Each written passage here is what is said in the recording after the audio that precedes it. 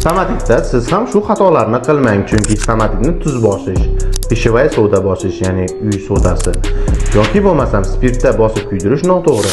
Bu videoni oxirigacha ko'rsangiz sizga manfaatli bo'ladi degan umiddamiz va men qanaqa dorilardan foydalanish haqida gapirib o'taman.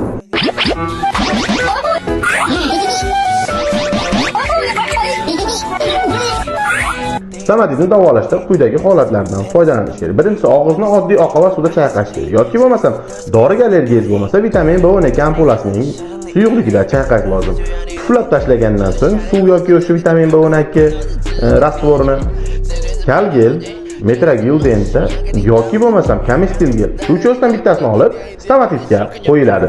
Bir kunda 3 mahal, ovqatdan yarim soat oldin 7 kungacha qo'ygan ma'qul va sizning og'iz bo'shlig'idagi stomatingiz tuzalib ketadi.